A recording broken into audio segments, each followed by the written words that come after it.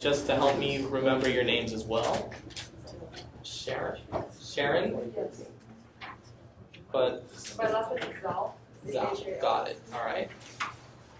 Marlena? Yes. Stephanie? Here. This is a much bigger class than last time. Amin? Yeah, I just added it. And it's growing. Yes, it is. Myra? Kristen? Yes. Okay. Kenesha? Jerry absent. Minded. Kirsten? Kirsten, okay. Audrey, can't make it today. Dora, Darcy, Joshua. Okay. Apparently I'm missing someone on the, well, you're not on the roster for some I'm not on the roster. No, that's kind of weird. Sure Right? is. It's a little strange. Oh. Playing 1 to 15. Guess I'll make a note of that. It's been dropping. Keith. It's been dropping. I wasn't, well, not I thought you were saying myself. Keith's been dropping. Oh. I've been having issues with confirming the registration, so it keeps dropping me because I'm not confirming it, but I'm trying to. Yeah, Darcy went through the same thing. Yeah. Yeah. You know what's funny? I have And I checked it, I just tried to add it, and it wasn't added. Because yeah, it's going to be hard for you to turn anything in, and that might be one reason why you're not able to log in. Actually, who's having trouble logging into Blackboard? Okay, that's 3. Everyone else is able to get on. Don't worry, the quiz isn't invisible. I'm having a hard time putting the quiz up on Blackboard, so if any of you guys were worried about not having the quiz done, don't worry. I'm not going to grade you on something that's not there. All right, let's see. Your name again. Myra. Okay. Who else am I missing? I'm missing Joshua. You're Joshua, right? Moses. Okay. Moses. Last name? Okay.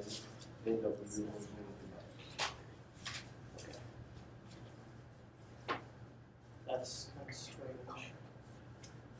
Oh, same as Joshua. Related? No?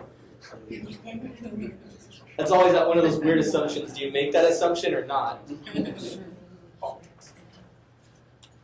No? You're not off to a good start, Jerry. I'm just kidding. I know Jerry from way back, so if I pick on him, no. I can't. So, Yeah.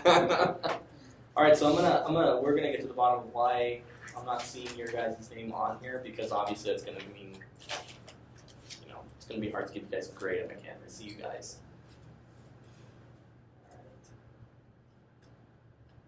So everybody here is able to get on Blackboard, no problem. I'm having some difficulty. How are you able to get on now? I know Darcy was having trouble too. You're having trouble too? Okay. So I'll just see how we can get to the bottom of that, or possibly find like an alternative measure. Because that is definitely going to be key. All right, so those of you who were here last class period, all the pop-ups. What did we cover last class period in a nutshell? It's a lot of information, I know. I'm doing that because, in light of not having a quiz, I kind of want to understand what you guys remember off the top of your heads. You don't have to look at your notes. I'm going to start seeing, it's a long time ago. Yeah. Well, honestly, that's why I'm asking you. I don't remember what I taught last week. No, I'm kidding. to be honest, you and Connor are starting to blend already, which is not necessarily a good thing from a student's perspective. Oh, we look that similar. No. Anything? Defining behavior. Huh? Defining behavior. If there's 2 things I want you to take from last class period, it's basically how we do behavioral assessment. Okay? It's in your PowerPoint, and of course it's in the book, your ABA Bible. But understanding the differences between ABA assessment or behavioral assessment versus, say, psychometric assessment or socio-emotional assessments, very important. The second thing is defining behaviors. I mentioned it on one of the slides, but I'm not sure if I really hammered home the point. When you're defining a behavior, always bear in mind three letters, and it kind of goes in the way of SOM. I don't know, maybe you can come out. I couldn't come up with a better mnemonic. It has to be specific, it has to be observable, and it has to be measurable. Okay? Now, what does specific mean to you guys?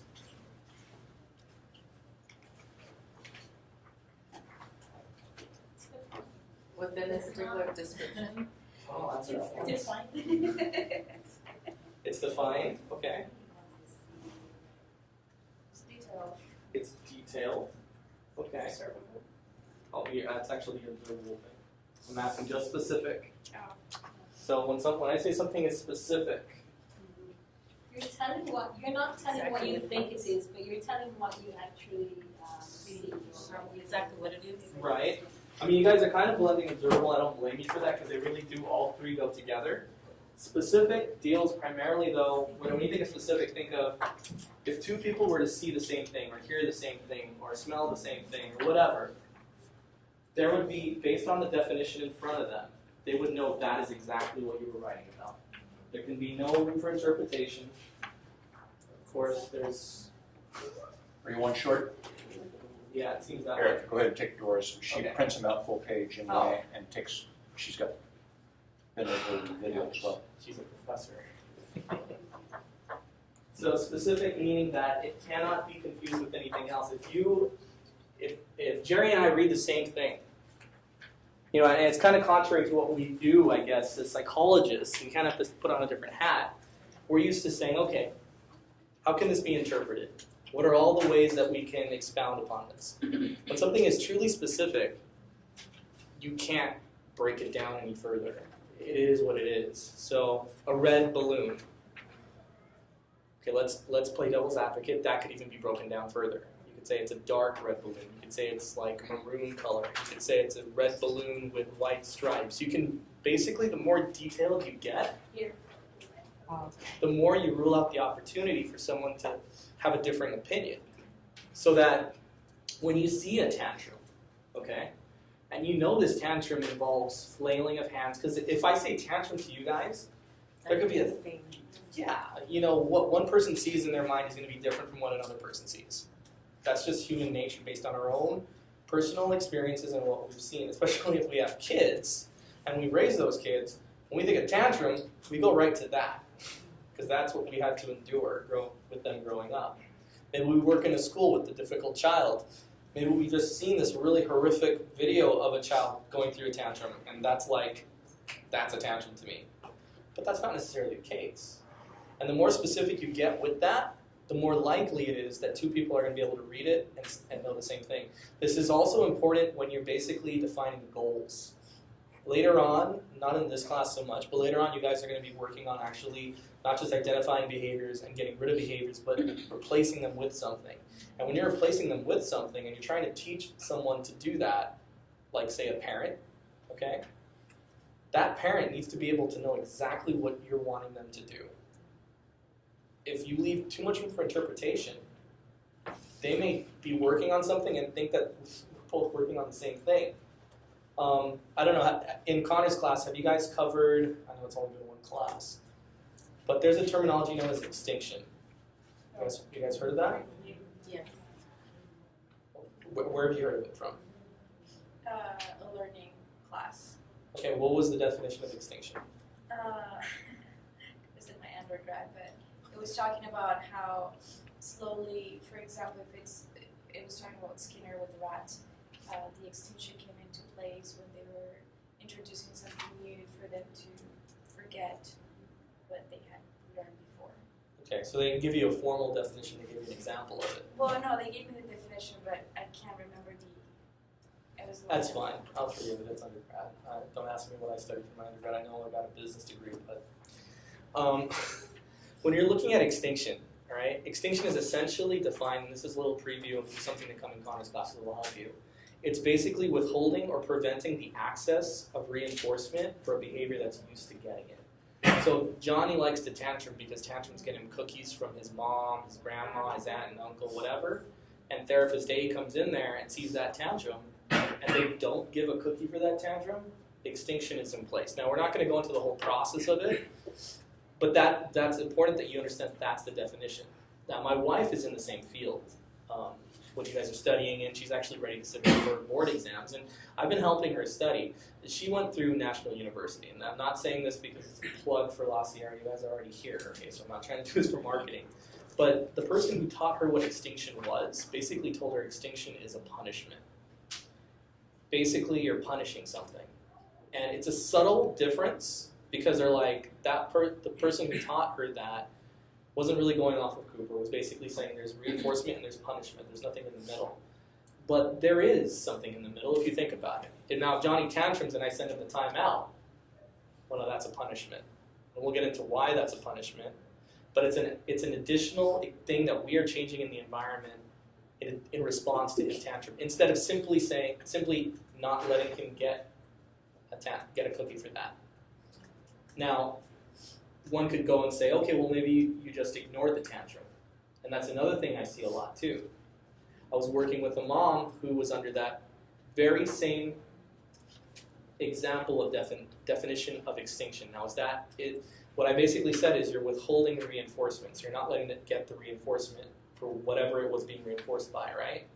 Does that necessarily mean that you are ignoring it? Sometimes, but all the time. There's a school of thought that says that planned ignoring and extinction are the same thing. This is an example of how the definition needs to be specific.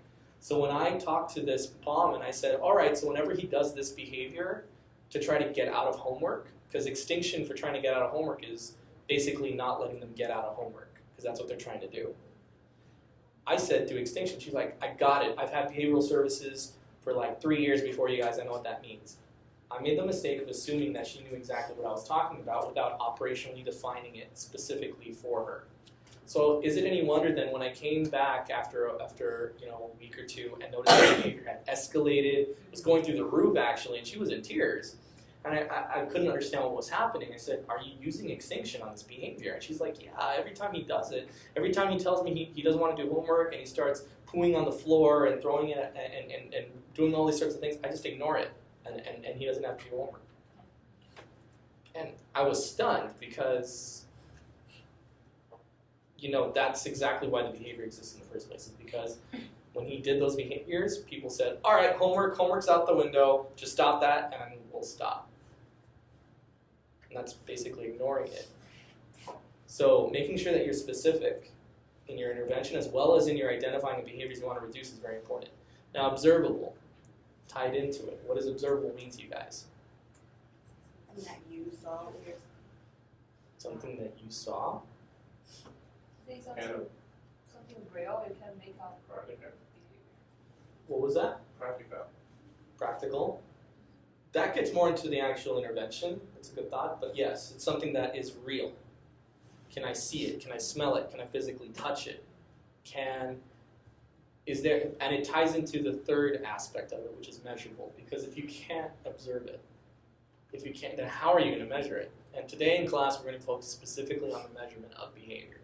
So this ties in quite nicely to this. Because, okay, we've got our specific behavior that we're looking at, reducing. Everybody's on the same page, so when we say we're looking at aggression, well, let's break that one down, actually. What does aggression look like to you guys? How would you define aggression? Hitting behaviors. Hitting behaviors. How would you define hitting behaviors? When there's physical contact. with Physical another person. contact. It's a good one. All right. Posturing can be a form of aggression. Posturing can be a form of aggression. Verbal, it can be a form of aggression too, depending on how the shouting is. Is it just a shouting where the kid's just screaming, or is the kid yelling profanities and threats? Okay. So all those things, I used to do a lot of IEPs, and sometimes we just say the child has aggressive behavior. And it's not good enough to say that. You have to say specifically what it is. You have to break it down further because there's so many things that aggression can be me pulling out a knife. It can be me flipping you off. It can be me throwing rocks at you even. So there's a lot that needs to be done there to break that stuff down. Now, I'm fully cognizant of the fact that last week we didn't take our breaks, and I let you guys out late. I'm a good teacher, and I have a heart. So what I'm going to do, if none of you are opposed to this, is again we'll waive the breaks. But I'm planning for us to be out of here by 9.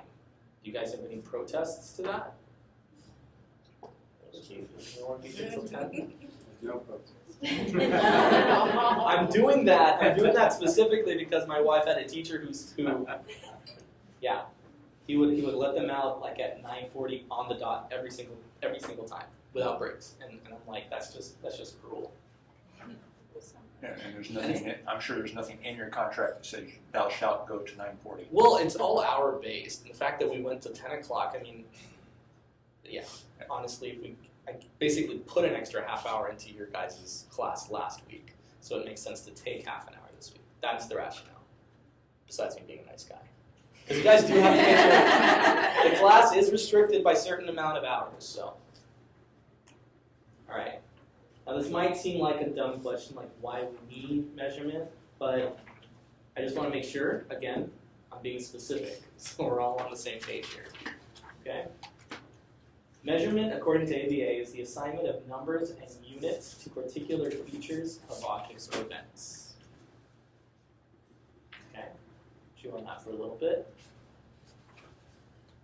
Now, in ABA, you can basically divide the field in 2 ways. You have the research component that comes up with all the wonderful and powerful technologies we use that are proven to affect changes on kids. Okay, and they're doing the research thing in their clinical lab with very controlled settings. And then you've got the practitioners. Practitioners are what I envision most of us in this room are. They are people that are out there in the field. They're people that are in uncontrolled environments. Anyone who's been in a very chaotic classroom or a very chaotic home, you know what I'm talking about. It's very different when you take something that's in a very sterile setting and a very in vivo setting. The behaviors just seem to be much more out of control because you've got all these, you know, if ABA is a study of the environment and how our behavior is affected by it, it stands to reason that if you have this white sterile room, not like this one, this one's white, but it's not exactly sterile, but if you have this room where all the variables are contained, that you can control behavior a lot more than if you're in, say, a classroom with 30 students. Or if you're in even a classroom with like 7 or 8, but it happens to be an SDC or developmentally delayed, and your client's doing fine, but Jimmy over here has spitting behavior, Johnny over there is doing something with his feet, and Susie likes licking people. So all those behaviors occurring around your client can make things really chaotic. Now, measurement is important regardless of the situation. The natural is to say, oh, of course it's important in the lab, because without that, how would they publish these wonderful articles with these graphs and data, right? Basically, they need measurement because, honestly, as behavior analysts, we're nothing if we're not scientific. And not soft science, we're solid science. There's very little difference between the science we use and physics or chemistry or anything else that's hard, factual. We don't rely on interpretation, we rely on data. And data is literally one of the in our names, we're applied behavior analysts. Behavior, obviously, we deal with behaviors. Applied means we deal with the real world. And analysts, it means we rely on data, not our own perceptions of things. But Johnny seems to be doing good. I think he's doing better. How do you know that? Why? I just got this feeling. You know, he's glowing. He just seems to be so much better. Well, that's great, but can you prove it? Questions? So are we doing soft science or hard science? It's a solid science. It's not a soft science. It's a hard science. If that helps you to remember, empiricism is one of the dimensions of ABA. We use empirical thought. We use determinism. We use all that good stuff. We don't use interpretation. It's not to say that we don't look at emotions and thoughts and things like that as being a part of humanity and a part of creatures in general, so much as, for the lack of a better word, there's very little we can do about that. And oftentimes, those emotions and those thoughts can be side effects of the behavior. Like, for example, in the example of a tantrum. How many of you have ever seen a tantrum where the person's calm? Calm tantrum. Peaceful tantrum. It's like an oxymoron. It's like a small giant, right? It's almost like, what are you talking about? It's like a quiet storm. There's no such thing It's going to be loud, it's going to be emotional, it's going to be volatile. Definitely wouldn't describe it as calm or serene or peaceful. Those emotions that are occurring during those tantrums, however, are not the cause of the tantrum. They may be fueling it. They may be fueling the intensity and the magnitude, but that's not why the tantrum happened in the first place. The tantrum happened because Johnny would rather go outside than do his homework, and you basically have told him, no, you're going to stay in here until you're done with your homework. So his tantrum is a behavior to challenge your behavior of telling him to sit and do his homework. Yeah, he may be emotional with it. You probably, hearing the tantrum, are going to have your own emotions. Maybe frustration, maybe anger, maybe, come on kid, I'm just trying to help you. Why don't you get this? But even then, that's not the function of your behavior. That's just your reactivity to it. Now, you may say things, you may do things because of his behavior affecting yours. But honestly, as behavior analysts, one of the things you guys are going to learn through classes and more importantly through the field is that behavior isn't personal, it's a means to an end. And it's funny, you hear that business terminology, right? Someone gets let go, someone loses a job, someone loses the big deal. Hey, it's nothing personal, it's just business. Oftentimes when we're dealing with behavior, it is just that simple. Johnny is tantruming. Johnny may be throwing things at you. He may be calling you the F word. Honestly, he's not doing it because he detests you or because he wants you eradicated and gone. He's doing it because most of the time in the past with other people, he has gotten his reaction out of it. It's worked. It's worked. It's had some effect. Maybe not the desired effect, but even if it's a secondary effect, it goes in that little thing we like to call a brain, a little repository of information and experiences. And he thinks, okay, when confronted with it in the future, that might be something that I can use. So.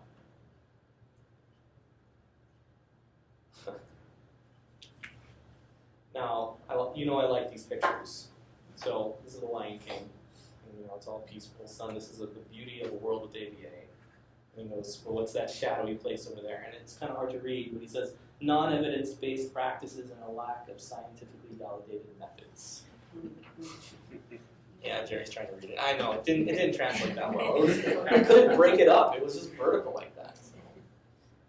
Now, practitioners need measurement actually more than the people that are actually doing the research. I mean, it's embedded into research. You're gonna have your variables, you're gonna be taking data, you're gonna be checking to see if your hypotheses are correct. But when you're dealing with it in the field, this is it. This is what the world sees. We see what's in the research. We read that, we absorb those tactics. Oh, I found someone did a research on this. That's a good tactic to use with children who are tantruming, who are on the spectrum. Oh, someone found this is a really good thing to use in business practices with individuals who are struggling with motivation. Okay, great. All that stuff is what we as practitioners see, but the average everyday Joe out there, the parent, the teacher, the person who is in another field, has their own things to worry about, they're not going to be looking at the research. So we have to essentially bring that to them. Okay? First reason it's important is because it optimizes the effectiveness of our intervention. As behavior analysts, we're not satisfied with half-hearted results. Okay? If we find that we find this behavior is having this, we hypothesize why the behavior is happening, we go in there with our replacement behavior, we take data on that, and we see what the results are. The beautiful thing about this is just like the scientific method, there's no such thing as a bad experiment. Now, you can do stuff to make it confounded, but the results of an experiment, whether they validate your hypothesis or invalidate it, doesn't make your experiment bad, right? It's all information. Okay, so maybe we try this replacement behavior out, completely wrong. Okay, that's information. That lets us know that the direction we were heading wasn't the right one. So let's turn around and go in the opposite direction, or simply go in a different direction. It's working, but it's not 100% effective. Okay, that's awesome information too. Why isn't it 100% effective? What's interfering here? Why is it effective? Let's tweak it so that we can maximize the effectiveness of it. The beautiful thing is, once you find out that function, once you find out the right replacement behavior for a given target behavior, it's only a matter of time of implementation. Once you figure it out completely. In the beginning, though, it's very experimental. You have a lot of research that you can fall back on to kind of guide yourself, so you don't have to imagine all these different functions. In Connor's class, you're probably going to go over the 4 functions of behavior. And once you go down that path, I mean, that is from decades of research. So you don't have to go and say, okay, well, let's imagine the function of behavior is blank. No, you've got the 4. Fit it in that category, it'll fit. You just have to, if it doesn't fit, then you need to change the way you're looking at the behavior, change the way you're measuring it. The next thing is it helps us verify the legitimacy of those evidence-based practices. The beautiful thing about ABA, there's something known as experimental analysis of behavior, and as the name implies, it's more Skinnerian, B.F. Skinner. Not all the stuff in that is going to be relevant to day to day. It's important information and sometimes very interesting if you're of that mind, but when it comes to actually applying it to the here and now in the day-to-day life, it kind of loses some of its validity. Therefore, everything done in ABA that's in the scientific, because it's different. There's the ABA and then there's ABA. Everything that's done clinically in ABA must have social validity. It must be something that you can implement in vivo, in the home, in the school. And you should have similar results. Those similar results validate the studies upon which they're based. It's this nice circular way of developing this validity that just strengthens the field. It also helps us identify and end the use of treatments based on pseudoscience. So, let's say we have this funky science out there called Jerryism, for lack of a better word. And Jerryism involves working with individuals on the spectrum, jumping around with a tambourine and shaking it to and fro. Believe it or not, you will encounter a lot of weird therapies out there that are based on very new research and very new science. One thing that is kind of empowering as a behavior analyst is if you get to a parent or a teacher or anybody that you're supposed to be working with and they are so convinced that that works, you have 2 options. One is you can argue with them and the other one is you can accept it. Now, accepting it doesn't necessarily mean you absorb it into your field of work. What you can do is this. All right, Mrs. So-and-so, I understand Jenny McCarthy is a huge proponent of this. I understand that you went to Taka and you got this kind of idea about this therapy. Here's what we'll do. Tell us when you're going to implement it. We won't implement it, but tell us when you're going to, and we will start taking data to see if it changes the curve of anything in his behavior, good or bad. We'll just take data on it. Sometimes, rarely, you will see that it actually is affecting it in a way that is appropriate. Maybe there's other confounding variables, but more often than not, you'll be able to show the parent, look, there's no change. Or, actually, look, this got worse. I once had this kiddo who had biting behavior, okay? Now, a lot of the people who worked with him said that it was automatic sensory, they said. So they said he had this mandibular thing right here, he needed this kind of. So, okay, if you think about it that way, what's the logical explanation, or what's the logical intervention for someone who needs to chew on things? Huh? Gum, that's a very good one. I like that because it's normal, it's something that people wouldn't draw much attention. But let's just say that the child couldn't use gum because, they would swallow it or something, so you had to go with the device. What's something that you've seen? Little teething rings with the necklaces. That's a very common one. Stressful. Well, I see where you're going with this. You're jumping ahead. All right, so this chewing toy, right? So we honestly in ABA there is no empirical evidence that really works to reduce chewing behavior or that kind of stemming. But because the mom was so hardcore and we were literally at an impasse, we said, all right, you know what? We can't tell you what not to do with your child. You can do this. Just let us take data on his behavior starting when it happens. So let us know when you're implementing it. So we did this. After about 3 months, what do you think we found from the data? We found a change. Well, we didn't find a decrease.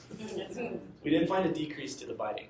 We found that the biting actually remained more or less the same, but we did see something else that was not a good finding, or not a good result. If if I have punching behavior and you give me a punching bag to get rid of the punching behavior, what are 2 things you can guarantee? One is I'm going to use the bag, right? What's the other thing that's going to happen? Use somebody else's bag. Well, that's true, but if I'm already doing that, Even more. punch more, punch stronger, punch harder. Heck, prize fighters wouldn't use punching bags if it didn't build up their strength, right? I mean, they're not stemming on that bag. There's a real reason they're doing it. So what we found was that child actually, whereas he would bite and leave soft bite marks because he didn't really bite that hard. He was a little guy. He was starting to break skin. So his jaw was getting stronger. It's not that dissimilar from what happens if you give a dog a chew toy. Their jaws get strong too. Their teeth get stronger. You know? And so what we found was when we presented that to the mom, she said, all right, what do you guys want to do instead? Thank you. So then what we did was we basically found replacement behaviors that had nothing to do with chewing or anything like that.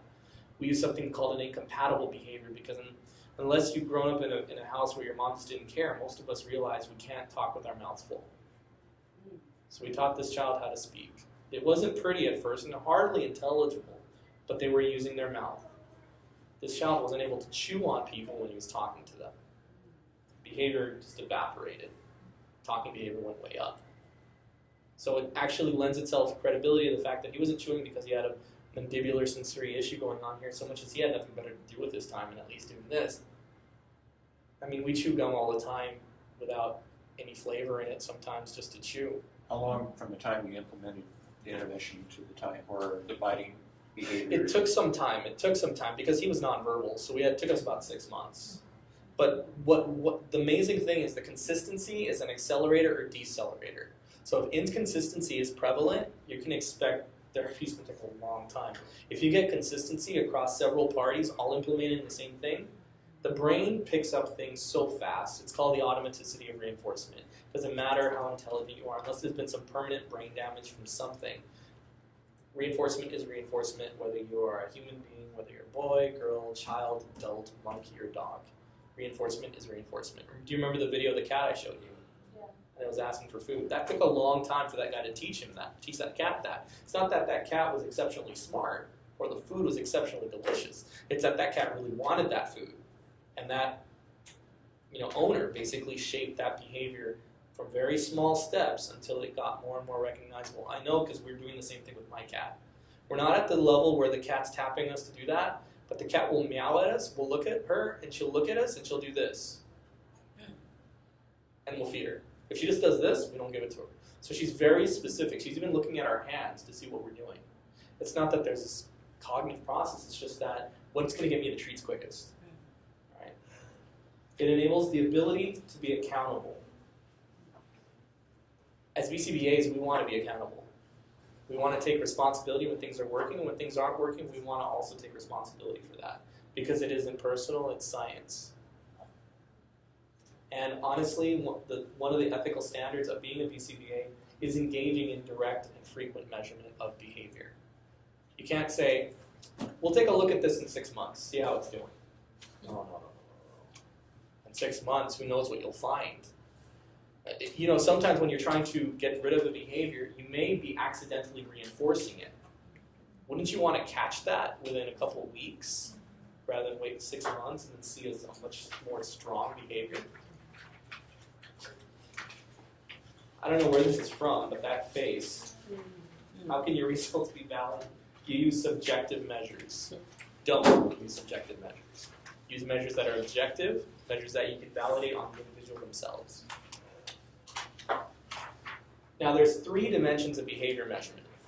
Repeatability, temporal extent, and temporal locus. Now repeatability is pretty self-explanatory. It just means that behaviors repeat themselves through time. We eat 3 meals a day. That's an example. We eat 3 times a day, unless we snack, and then it's more. Temporal extent. Every behavior occurs during some amount of time. Those of you who work for organizations where you have a lunch break are very much aware of this. Your lunch is literally this amount of time, not less. Sometimes, definitely not more. Sometimes not less if HR is on your back, because then they get legally, bound by the fact that you didn't take those breaks. Those 10-minute breaks are supposed to take every hour, so to speak, again. And temporal locus simply states that you eat breakfast in the morning, lunch at lunchtime, dinner at dinner time in the evening. That every behavior occurs at a certain point in time. So you got that? Repeatability, behavior repeats. Temporal extent, just think about the extent, is that behavior takes time. Sometimes it's a second, sometimes it's a minute, sometimes it's 2 minutes, sometimes it's an hour. Sometimes we sleep for 8 hours, sometimes we sleep for 3, sometimes we sleep for 10. Temporal locus, it occurs at a certain point in time.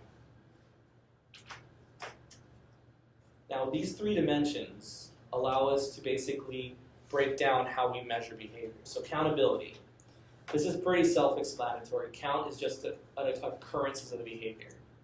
Occurrences being different from frequency. Okay, frequency is more rate.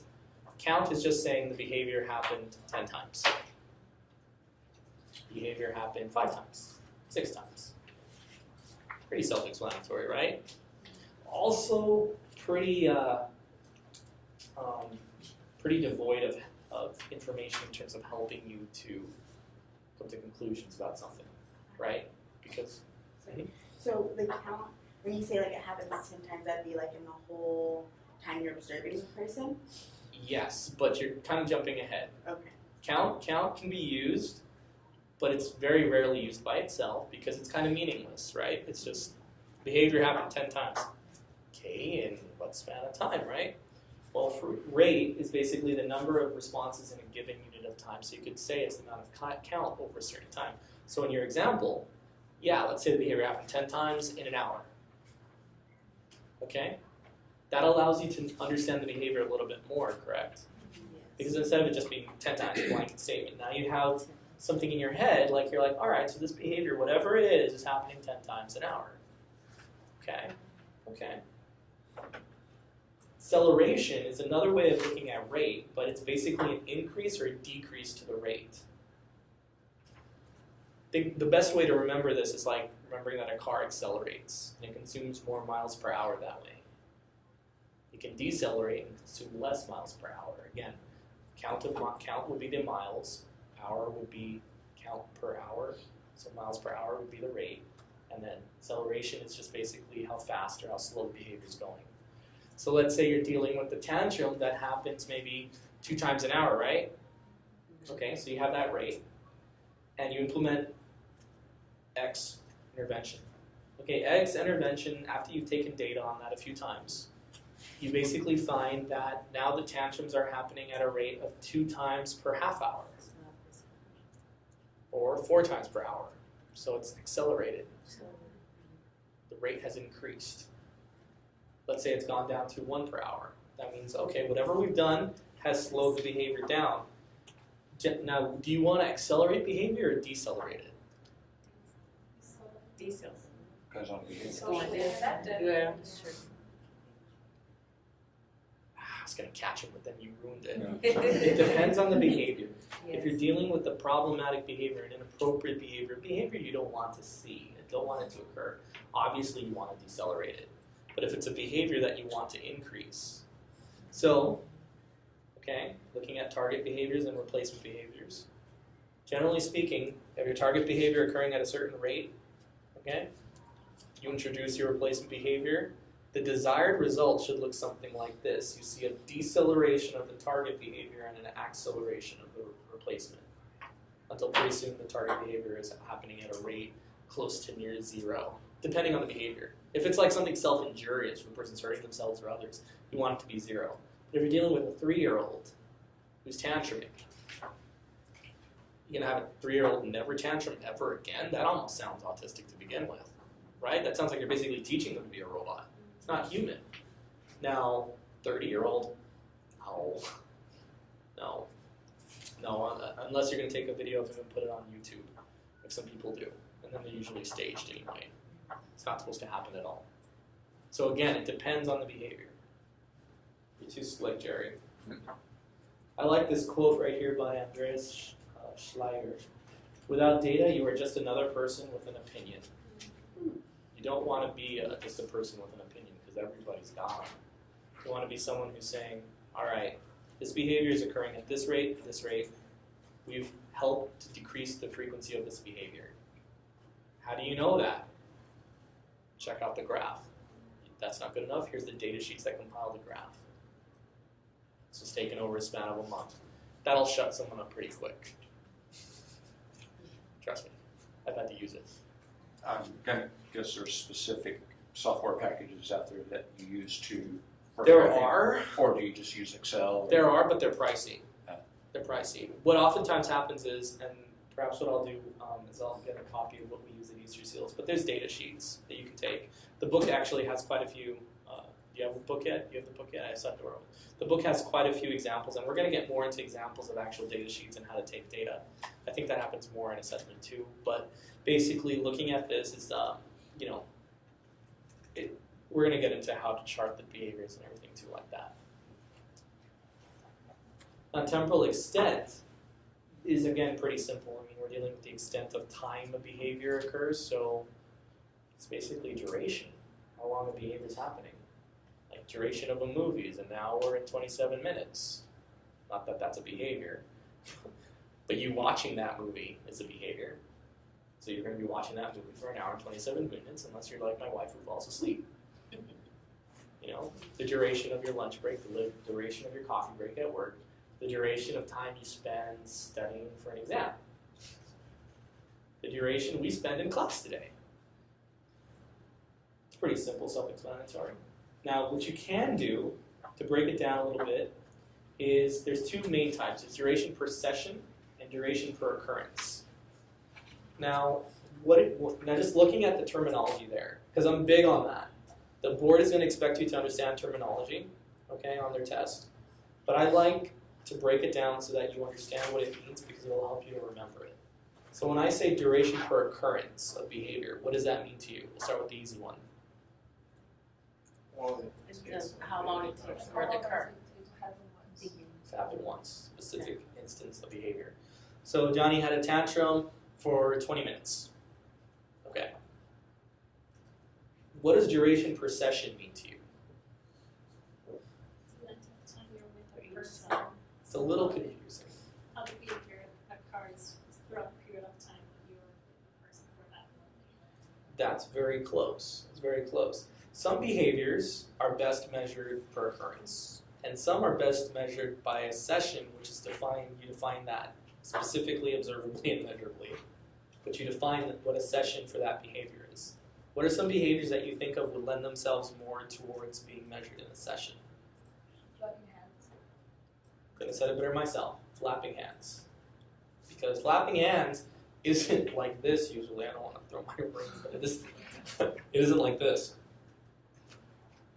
Right? You could just as soon say that's a wave. It's count it. Count it per second, Jerry. I mean, it's just a blur, right? I mean, even if you had a video of the person, which sometimes you're going to have to take a small snippet of the video, and then what you're going to have to do is you're going to have to slow it down so you can actually see it. You might find that it's like 1, 2, 3, 4.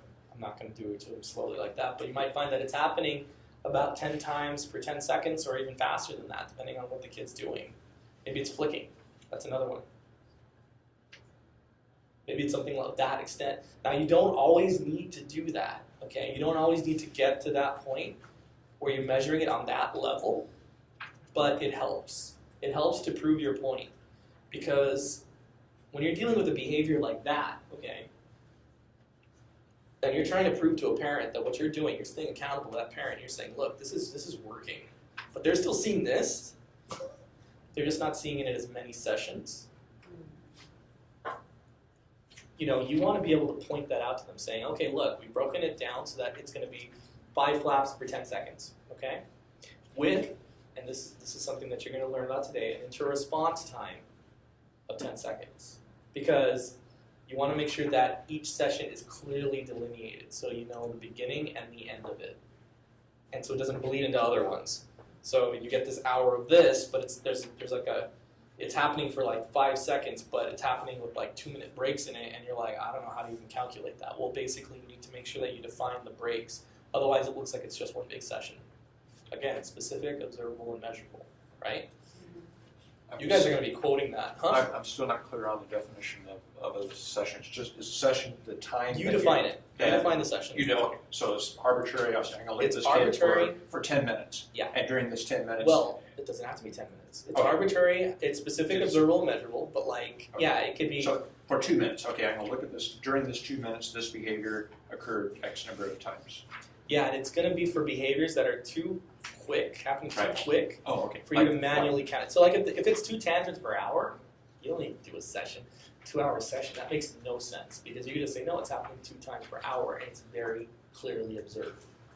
But if it's another behavior that's like that is auditory stemming too. Auditory stemming can be that way. I had a kiddo, we didn't really know what the function of it was in the beginning, but he'd go like, hey, and then attack, and then jumping, a little sword, a little kick, and I mean there were words here and there, but it was a bunch of gibberish, and we didn't want to.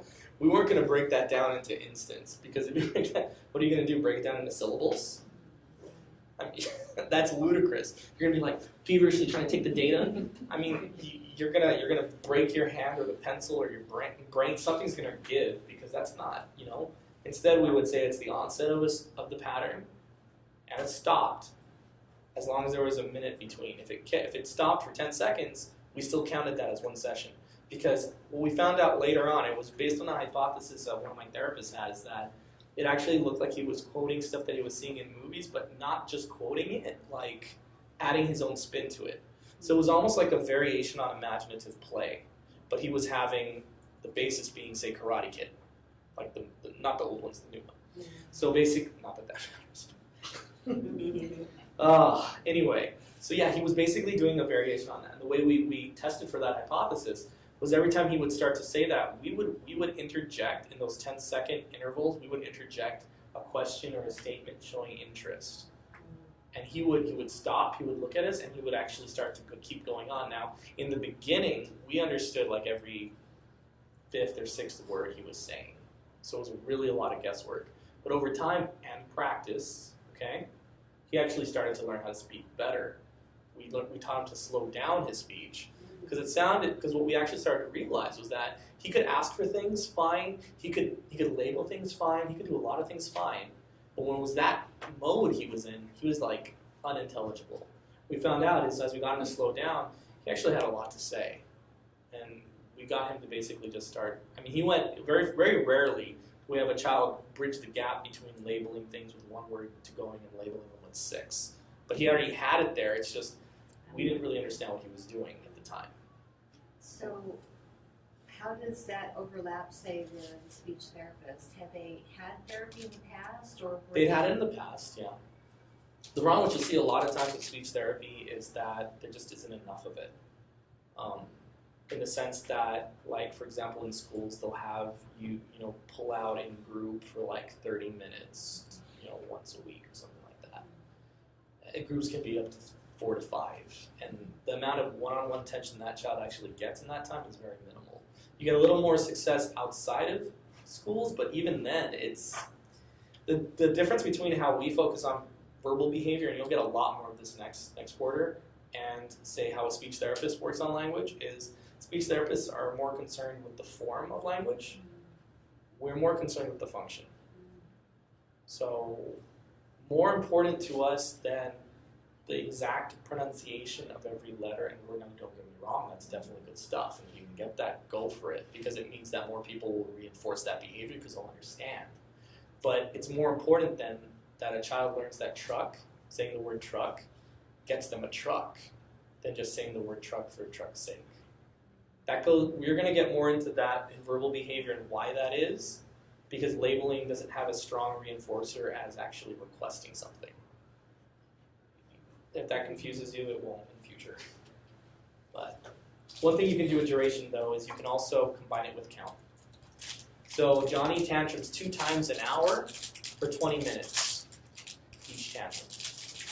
That gives you a lot of information. That tells you within a 10, I said 20 minutes per, it's a 20 minutes, that gives you a lot of information what's happening in that hour. 2/3 of that hour is basically dedicated to tantrum. What a life. the next question, what would be the next question you want to ask after that?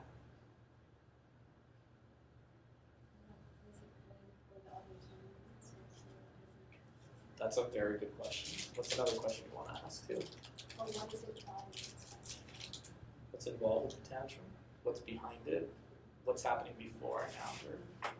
The ABC, remember? What was before the tantrum and what happened after it? What else? Where is he when he comes? Where is he? Good questions. Good questions. Another one that might be just for their own peace of mind is, how many hours does this happen a day? Because that would be living hell. This is happening 6 to 8 hours a day. Somebody get that person a respite or something, because they're gonna melt down themselves having to deal with that many tantrums. Sometimes if you find that tantrums are happening that much, like let's say it literally is happening for 5 out of the 8 waking hours a day, you might not want to measure it per hour, you might want to measure it per day. Because at that point, it's a much bigger problem. It's a much bigger problem. I have a 4-year-old nephew that around my husband and I, Mhm. he acts normal, he plays. He has speech therapy at school as well. Okay. But we have him to slow down because he says it's really fast. Also, when his mom comes, we notice how he just goes off, just tantrums, crying. So we're like, it's a difference when you come around. He's changing his attitude, and then he's with us, he doesn't do that. Remember, behavior is basically responses to an environment. It's controlled by the environment, right? You and your husband are environment. Environment doesn't necessarily mean the 4 walls and the sky and the ground and the plants and the trees. It can be people. There's an internal environment too, but what's more important is the external. Because the external is more manipulable. If a person has a fever, there's very little you can do. Actually, my company has a cancellation policy once a child does have a fever. 1, we don't want to spread contagion to other cases. But 2, even if that wasn't a problem, that kiddo is going to be completely useless, and there's going to be way more behaviors because their head's going to be swimming. That internal environment, we can't really do much about that. They have to get better first.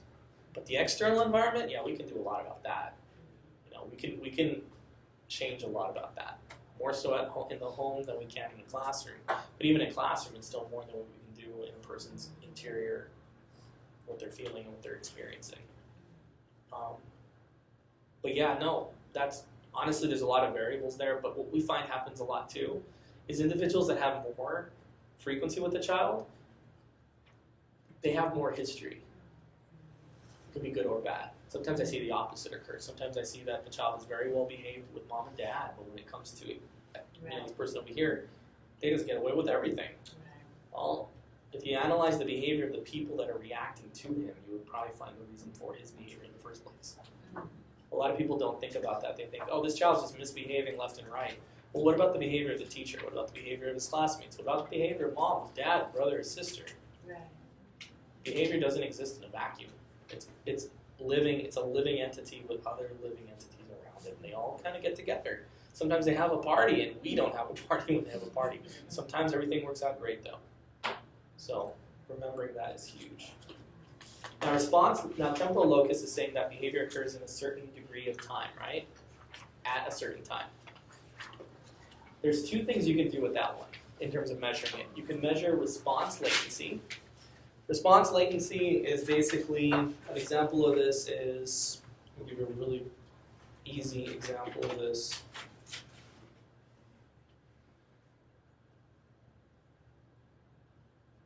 Actually, that's an example of in response time I just did. But Jerry. It was about a half a second. I was checking to see how long it would take him to talk to say something in response to my. Oh, I thought you were me to look No, up. I just said, but Jerry, and I'm looking at you. Yeah, but I would like this. Right, of course you didn't know what I was expecting of you, but I was measuring something very specific in my own mind, right? Let's just say on a piece of paper. The amount of time between me saying, but Jerry, and Jerry saying something, that's latency. That's the latency. You're basically measuring how long it takes a person to engage in a behavior given a certain stimulus. So If I go, hey, how's it going? And Jerry just kind of looks at me for a minute, 2 minutes. Goes, oh, it's fine. How about you? That has a latency of 2 minutes. That's very weird, right? But realistically, in all seriousness, we do want to really check latency. What is something that we want there to be a short latency in a behavior? Like, let's say we're trying to teach a child something. Safety. Crossing the street. Crossing the street. Saying thank you. Saying thank you. That's true. If you want nice, polite kiddos. Right?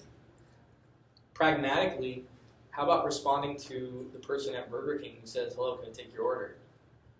Do we want them just staying there like,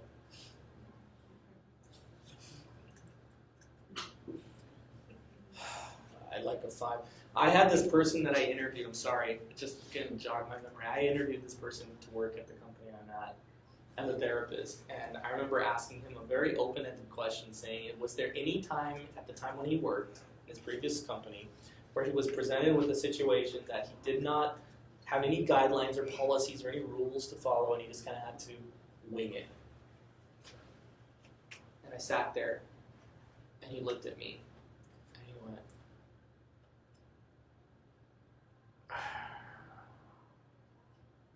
and I'm counting in my head,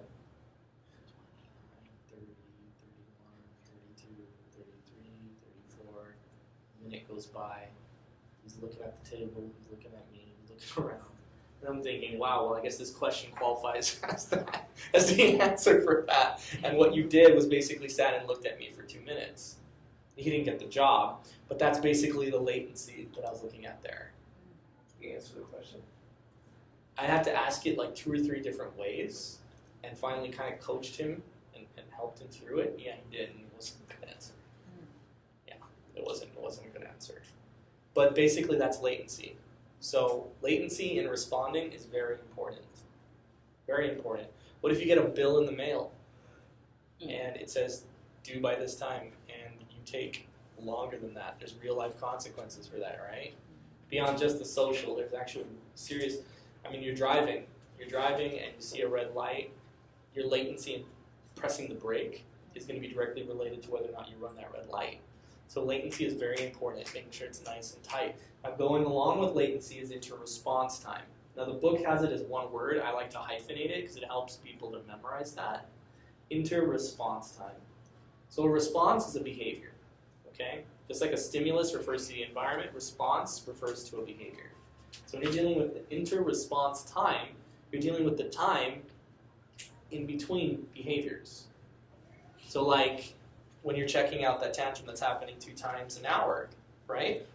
Inter-response time basically says, all right, he'll have a tantrum at this time, and he'll have a tantrum at this time. And the time between those 2 tantrums is known as the inter-response time.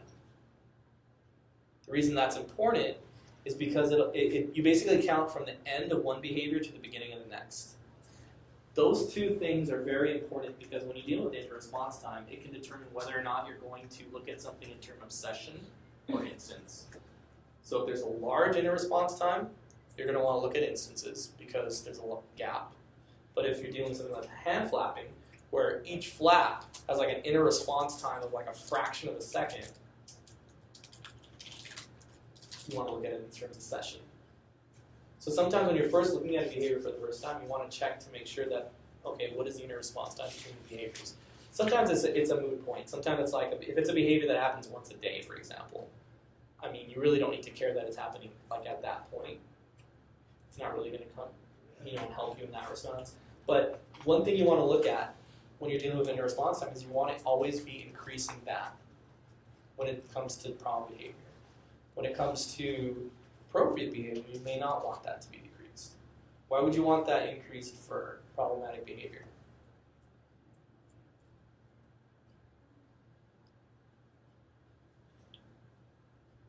You slow down the behavior so it's not occurring as frequent as it was. You either are decreasing the frequency or duration. They're indirectly related. If a behavior occurs, look at it this way, if a behavior occurs 2 times an hour, right, with an inter-response time of 20 minutes, and then you further increase that gap to 30 minutes, it's still happening 2 times an hour, even without necessarily knowing about the duration of the behavior itself, you can make a reasonable assumption that the duration is decreased. If you had the duration itself, you could ultimately test that. So you could say the duration of behavior is 20 minutes, and it had an inner response time of 20 minutes. Okay, so it's happening at the beginning of the hour and at the end of the hour, let's just say. In that hour, the inner response time is 20 minutes. If you increase that to 30, and it's still fitting within that hour, then the duration can't stay the same. See what I'm saying? Maybe it's only 5 minutes shorter, but that's still good. That's still good because you decrease sometimes decreasing the frequency of a behavior is not so important as decreasing the duration. You ultimately want the behavior to go away sometimes completely.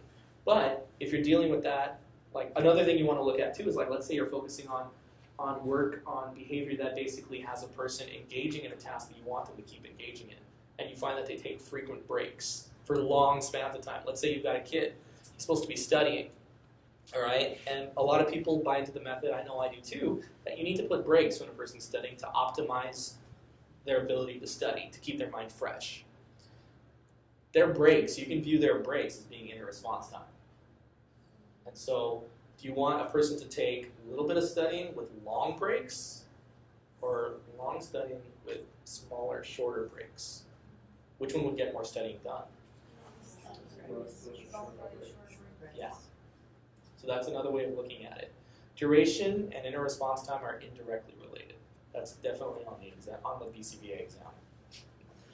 I had it, and my wife had it. I have a question. Sure. So response latency also is like the response between two people or like the individual and the outside environment stimulus, right? Well, the behavior and the stimulus, yeah. So the inter-response is basically you focus on the behavior of the individual, like yeah. So it's just strictly the behavior and the instances of behavior, irrespective of action. And sometimes that is an excellent point because sometimes you can actually say, okay, well, why is the inner response time occurring at that frequency? Is it because something's setting off the behavior again? Or is it still going off the primary thing that was setting it off in the first place? Both those things are good things to know because they'll affect how you actually intervene. Can you repeat what you said one more time about inner response time is directly related to? Inner response time is indirectly related to duration. Thank you. I mean, you can't have the duration and the inner response time increase at the same time, basically, is what that's saying. If you're going to do that, then you have to expand the parameters of what you're measuring. But if you're measuring it in an hour, then it's just that solid hour. When the behavior is occurring at this time, inner response time is occurring for this amount of time, then they both can't increase at the same time if they're bumping, because they're bumping up against each other if you think about it. The duration is defined as the amount of time from the onset of a behavior to its termination. The inner response time is defined as the time from a behavior's termination to the start of a new behavior. So they're bordering each other. They can't both increase and occupy the same space because of the temporal extent. Now there's some other derivative measures that we use, percentages. Now this is a common one, a lot of people use percentages. In ABA, percentages are basically ratios that combine dimensional qualities such as count or time. So like, you can have the total count of the behavior occurring versus the total count of the opportunities, or the total latency versus, you can do latency and latency, duration, that kind of stuff. So like if there was like a total of 20 hours of behavior could have occurred and it only occurred 16 hours, so how much of the time did it occur? And you get a percentage. Now this is pretty self-explanatory for most people in here who've used any form of psychometric evaluation or any type of grading, right? It's relatively the same in ABA. We don't use percentages for a lot of things. It's not something that we rely on, but it does have a place. Now, trials to criterion is a measure of the number of response opportunities needed to achieve a predetermined level of performance. Now, this is again one of those things where I don't think Connor's going to go over this because of time. But basically, when we're teaching a skill, let's look at driving. Everybody in here knows how to drive, right? I'm making a gross generalization. Hopefully not. when you learned how to drive in the very beginning, before you'd even like learned how to turn the ignition on and everything, you had to sit through a course where you had to study the DMV manual, right? To know the rules of the road and all that kind of good stuff. Okay? They didn't let you, well, okay, Jerry, I know you're the exception to this rule, but there's always one of them. I know I should have picked something more concrete, Just go first, less variable. But okay, looking at it like that, let's just assume for the sake of argument that you're like everybody else, Jerry. Okay, everybody else typically has to go through that to get their permit, which then allows them to legally become a driver under the supervision of somebody else, right? They don't just immediately say, I want to learn how to drive, and just jump into a car and start going out on a speedy highway, do they? I mean, if they do, we usually see them on the news. Okay, so people like that don't get to that point from the get-go. It isn't like, all right, so we're going to teach him how to do that. So that's the success criterion, and the not success criterion is he doesn't drive. No, there's a skill that's needed there, and the person needs to learn the skill. So they need to go through a process known as shaping, where they basically are taught lesser degrees of the skill until they get to the greater one. So you're taught the rules of the road on paper. Then once that is shown that you're competent in that, you learn to then generalize it to an actual driving instructor who takes you out and actually uses those things. I mean, even the driving test itself, you're not completely driving the car yourself, are you? I mean, you are, but the person has a steering wheel next to them with their own brake pad and everything, just in case something bad happens and the person they're testing goes. So even in that, even that way, it's not completely independent. Now, what you could say then is trials criterion is basically saying, all right, the end goal is we want them to be an independent driver with a license. How many trials it takes to get to that point, and you can break it down even further. The beautiful thing about ABA is you can break it down to minute details. You can say how many trials it takes them to pass that test before they can even get in the car. Those are your trials criterion. And it varies from person to person, realistically. I mean, we use this in my company all the time when we're teaching skills. We teach, hand washing. There's a lot of steps in hand washing if you've ever broken it down. And each step may need its own trials to criterion. You may need a step to know that you take the soap and you wipe it a certain amount of times in your hand. You don't just go, or you squeeze it out 2 times and you hold the soap. You know there's certain things, and you measure how many trials it takes to get to that with what kind of prompt. And you haven't even gotten to prompts yet, but there's various levels of prompting from just saying, so they get the idea that they're missing a step, to, no, this is what you do, and you do hand over hand. So there's various things like that, and I guess another way of looking at it too is, if you're looking for an independent response, and they're completely being guided physically, like they don't know what they're doing, how many steps does it take them? How many trials does it take them to get to that point? And a trial is determined by whatever you determine the target behavior to look like. So, if you're dealing with drying off hands, right? You would say that, you touch the towel, you wipe it off, you manipulate the towel with your hands until there isn't any moisture on the hands afterwards. You could get even more specific and say you wipe it 10 times, or whatever you want to say is the idea behind it. And then however long it takes them to get to that point independently, that's how many trials it took to get to that criterion. You determine the criterion. There are books you can buy where people have done this hundreds of thousands of times, and they'll give you like a recommendation, but the reality is every child is different. You may be dealing with a child that has some sort of aversion to towels, or just can't stand water, or, which is more common, loves the water and just wants to stay in the water and doesn't want to let go of it. You may be dealing with, so that child obviously is going to have interfering behaviors there that's going to affect the amount of trials they need to get to that criterion. And this is very good for determining whether or not your treatment is effective. How do you think it would measure that? How do you think it would check for how effective, like say treatment A and treatment B are both being used on the same behavior?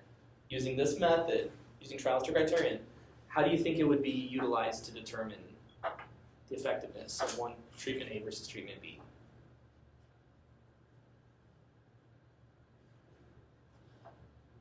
Like how many times does he or she do that thing?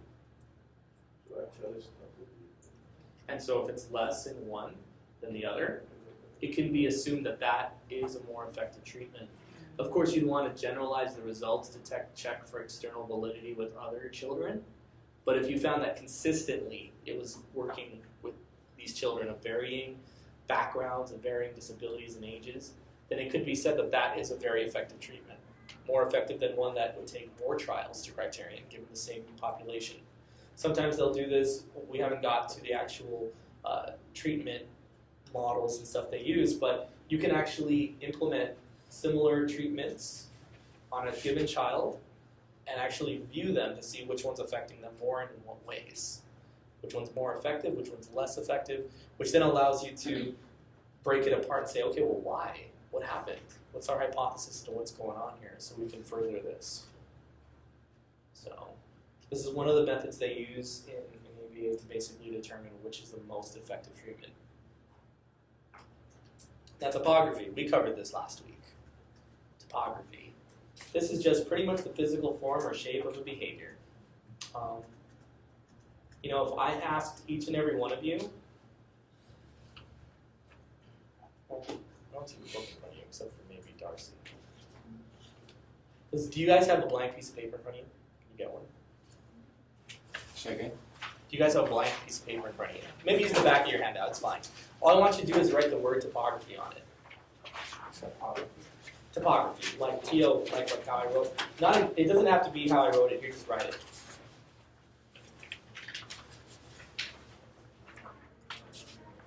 And when you're done writing it, hold it up so I can see it.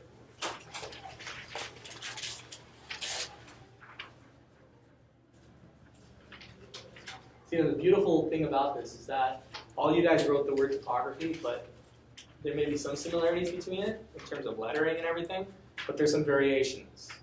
I see some that are larger than others, I see some that are smaller than others. I see some that are underlined. I see all these dimensions that basically define the word topography in the way you wrote it.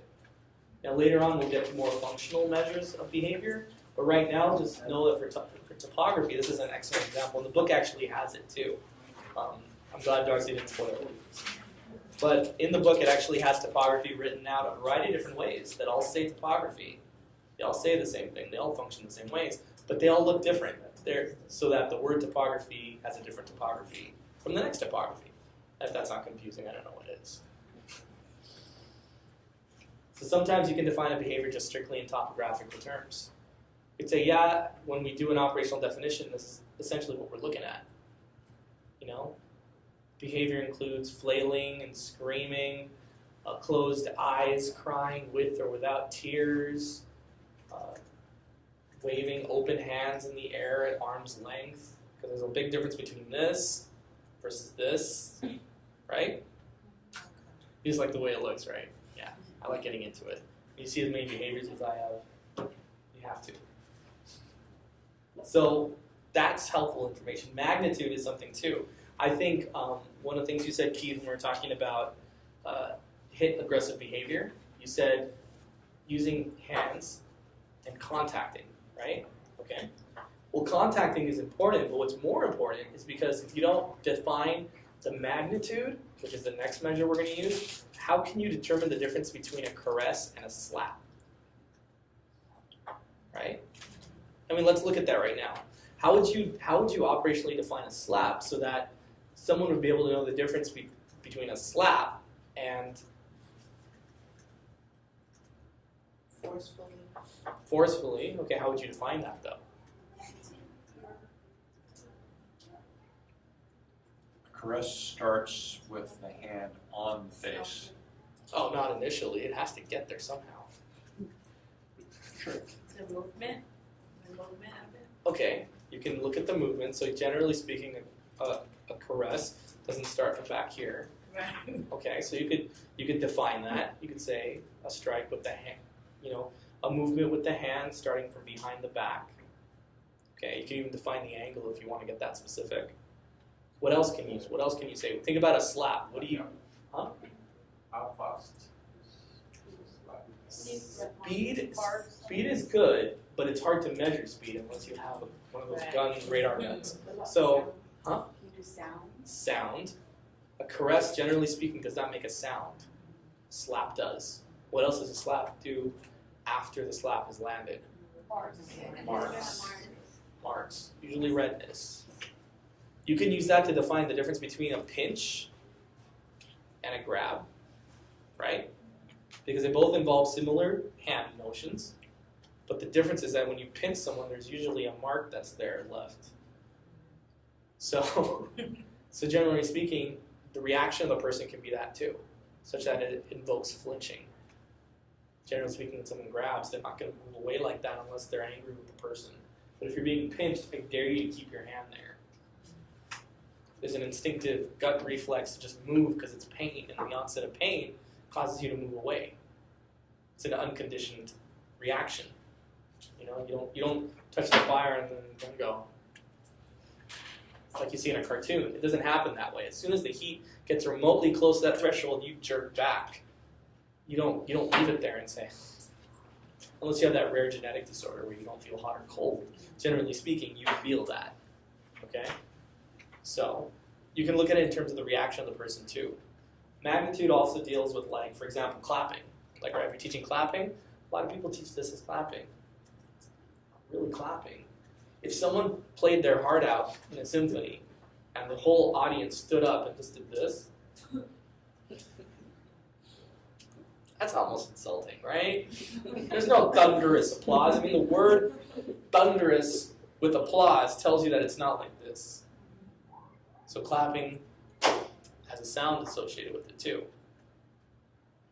Or throwing with enough force to go into a basket. So let's say you're teaching a person to play basketball, all right?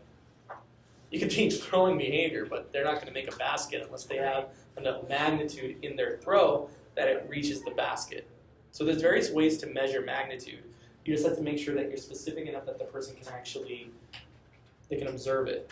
So they say, okay, the magnitude was such that the person threw it and it hit the backboard with such force that it flew off. Okay, well that's too much magnitude. Decrease it.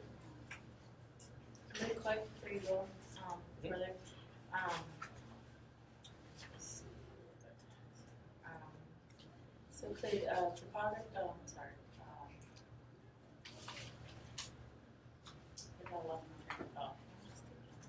Yeah, that's what Well, defining tantrums, I mean, would that be the same for topography? Is that the same for defining if it's the same or a tantrum? Mhm. Defining a tantrum. So tantrums this, but it can be defined, but this means the same thing, right? You want to combine basically topography and magnitude. Okay. You don't always need the magnitude, but it does help. Okay. I've heard of some people even defining screams. So and so will engage in screaming behavior, defined as, shouting indiscriminate words or sounds at an intensity that can be heard from outside a building, for example. Now, it's difficult to really measure that.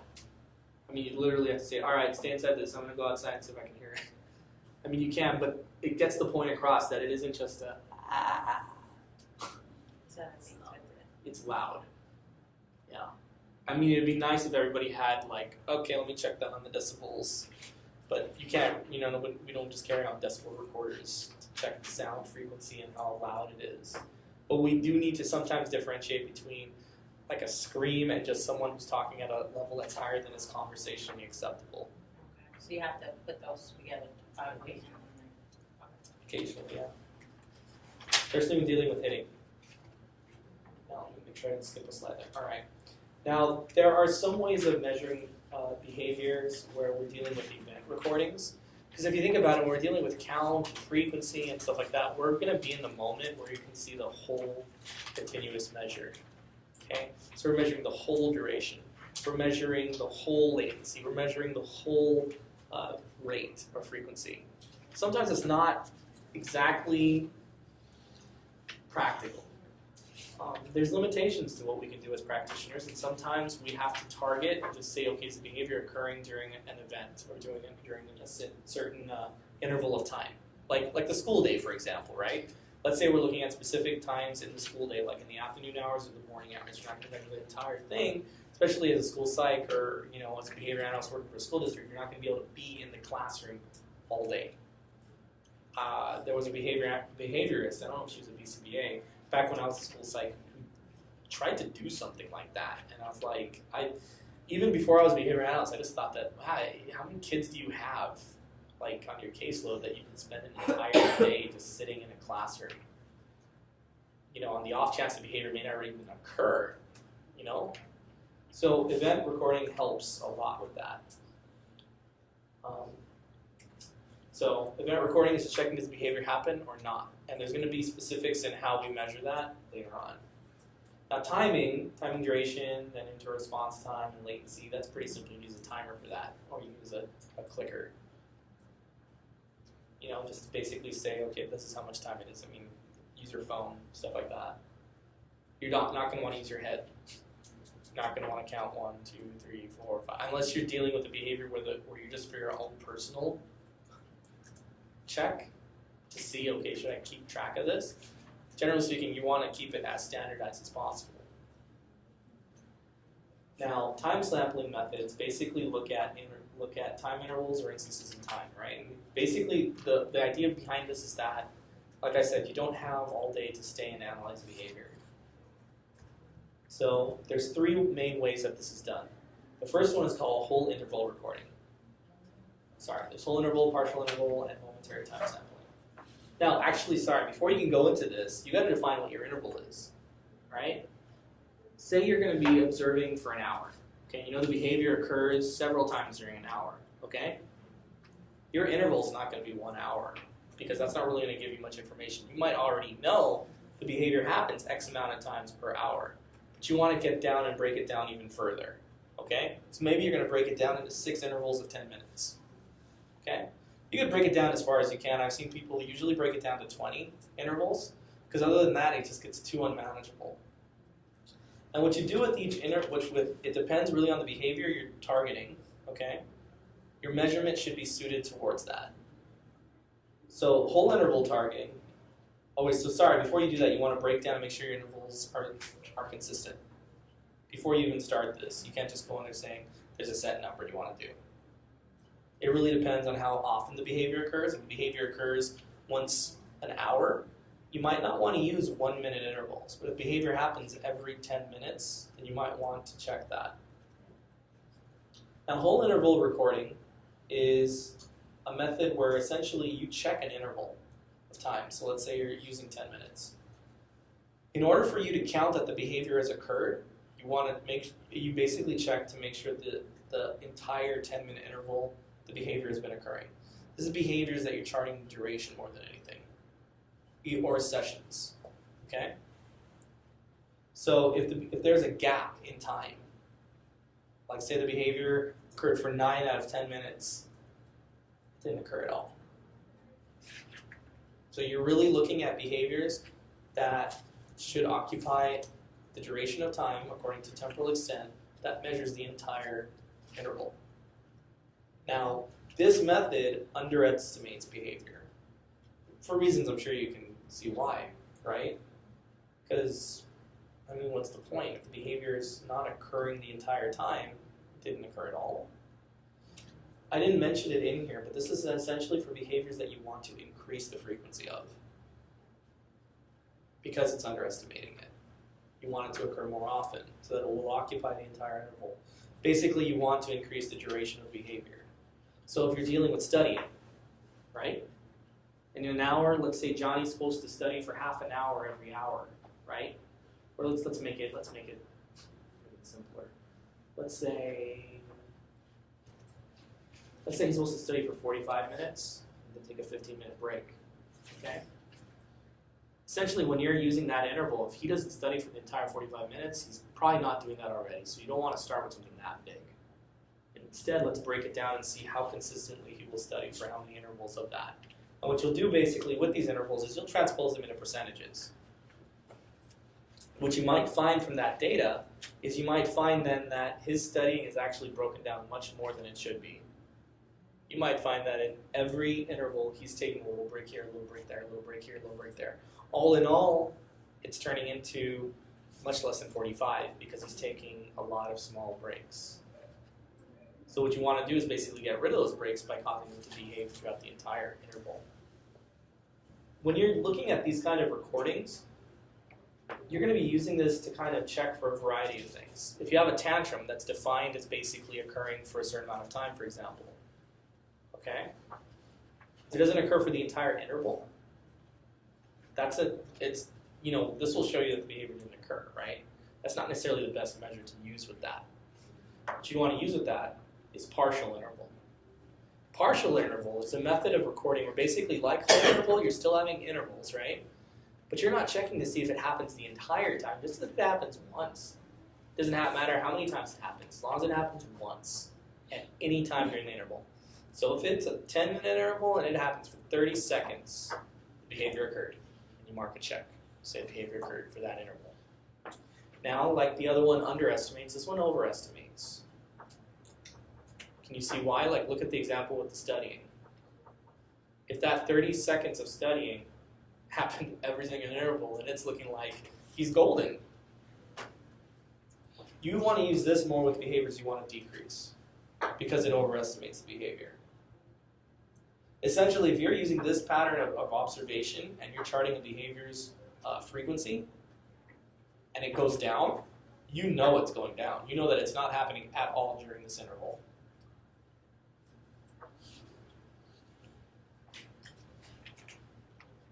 The third one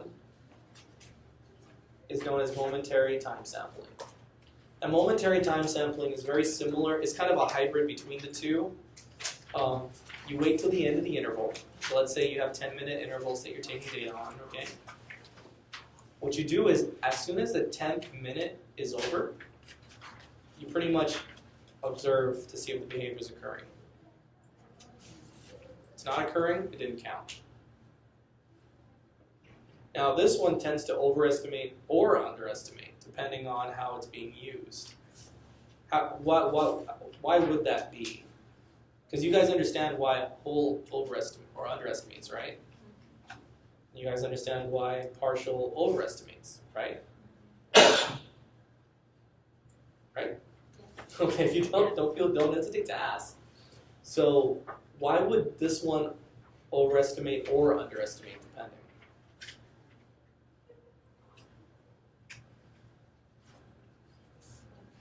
What time the behavior was frequently occurs. Okay. It was frequently occurs at the end of the Would overestimate. Yeah. It has to do with your interval. Let's say you pick a behavior that that happens every 10 minutes, but you decide to use a 5-minute interval. You're going to get 50-50 data, right? Let's say you pick 10 minutes. If you pick 10 minutes, you're going to see it happening every single time. Let's say you do 2-minute intervals. See what I'm saying? But the behavior happens only every 10. And it's going to underestimate the occurrence. Basically, what you want to use this for is it's really one of those setting things that it functions more in a classroom because teachers can't afford to be constantly observing. So you're pretty much making sure that they wait until the interval's done and then now they stop and check. So they can pretty much check to see, like, 10 minutes may be a bit hard for a teacher who has 30 students. But if you have, like, every 30 minutes, and they have a little something to remind them, they may check to see if Johnny is staying in his seat or not. And they can basically help you to get that information that way. It's not the most reliable in that sense, because it really depends on how often the behavior is occurring and at what points in the day. So, like an example you were saying about the teacher. So after every 30 minutes, she would look to see if the student's in the seat, or would she think, like, has he gotten up? It wouldn't matter if he's gotten up before. She would just It's check to just see if at he's in the this seat. time. Yeah, Okay. because you don't want to measure the getting up out of the seat behavior. You want to measure the staying in the seat behavior. Because getting up and out of the seat, I mean, you could be doing anything at that point. But if he's supposed to be staying in the seat for that entire period and he's not, 30 minutes may be a bit hard. Basically, what you want to do is you want to check the interval of the behavior and what it's occurring at, what rate it's occurring at. If it's an infrequent behavior, then you do want to have an interval that's pretty large. But if it's happening very often, yeah. And actually, what you can use this for is also to reinforce. So let's say that it's a behavior that occurs every 10 minutes, okay? So it stands to reason then. I mean, in a perfect world, it would naturally have 10 minutes occurring each time. But if you've been able to surmise that it is more or less consistent, What you can do is you can have the intervals be 9 minutes. Now it won't end evenly on the hour, unfortunately, but if you do every 9 minutes, 9 minutes may be a bit hard actually now that I think about it, just starting out.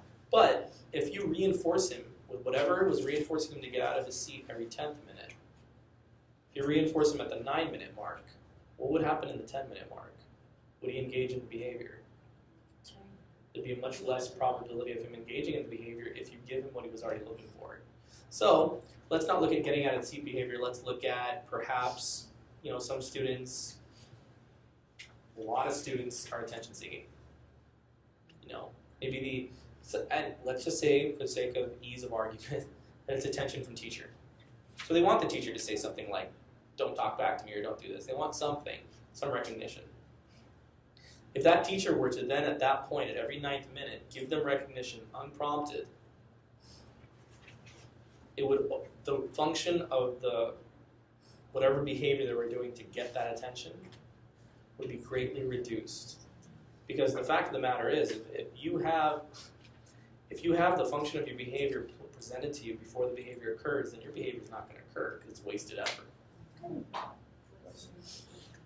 So some remedies of behavior analysis go on that, basically presenting a reinforcement for an ultimate behavior.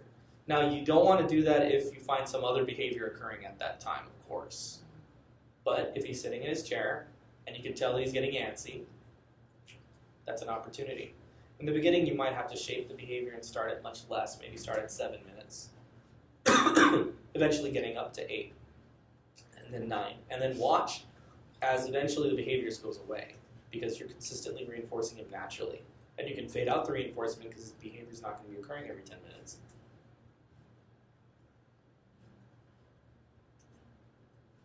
Any questions so far? One thing I can't stress enough is knowing the difference between whole and partial. It's been showing up on a lot of exams, BCBA exams, from what I've been hearing from people. Particularly the notion of what is used in terms of what is underestimating and what is overestimating. So can I put it this way, like the reason why we sometimes over or underestimate is because it's hard to define your interval. Well, I mean, you're the one that sets that up, though. As the person measuring the behavior, you decide which interval you would want to go with.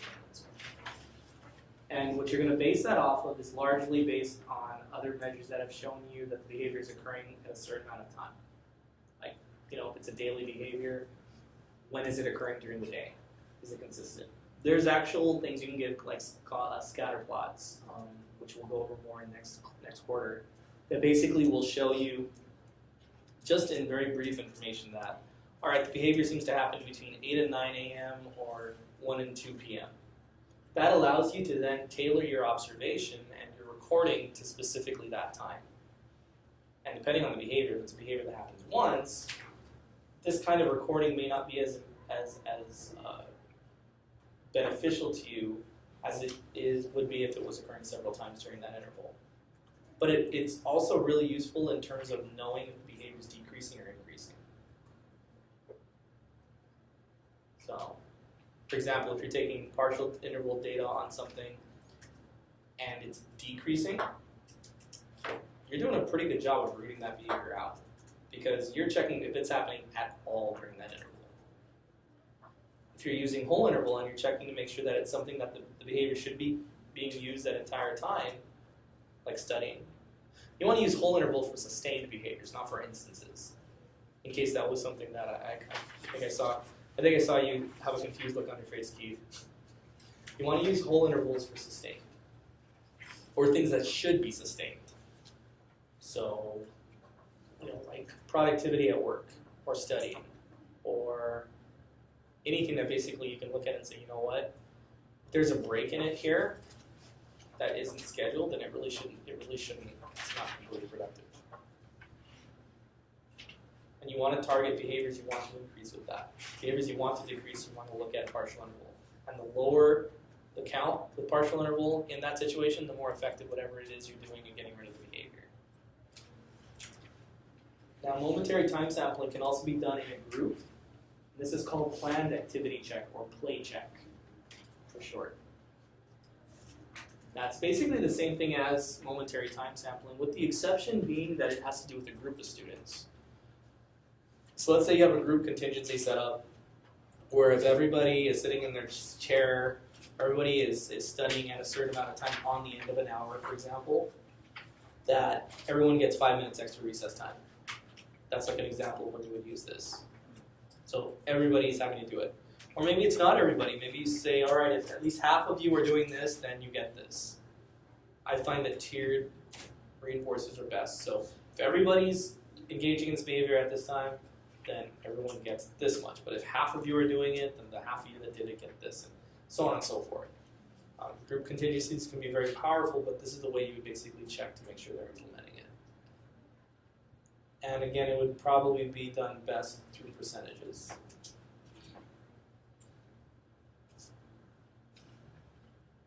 Now, there's also permanent product as a way to measure behavior. Permanent product is defined as anything that has an effect that remains in the environment after the behavior has occurred. So, what are some examples of permanent product?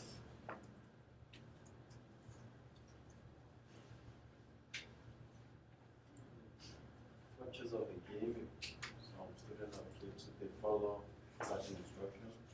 Okay, like what was it though? What'd you say? Like, Okay, if we can tell like a group of students, okay, big guy today will buy maybe Xbox in the class, so that we can all activate there. okay, but like, what would you be measuring? Like, permanent product deals more with what's actually in the remainders. So basically, a common example is homework, a report, something permanent that's there. If you're looking at problem behavior, broken glass, bruises, redness on skin, things that leave a more solid product that you can take a picture of or at least are there. So permanent product is one of those things that is very powerful when you can get it. It has a lot of advantages. If you're counting on this behavior having a permanent product, then you don't necessarily have to even observe it. If you know that this behavior elicits this environmental effect, okay, you don't have to observe it, right? The fact that that product is there implies the behavior occurred. So if Johnny's room is clean, we know that Johnny cleaned the room. Precisely. Most of the time.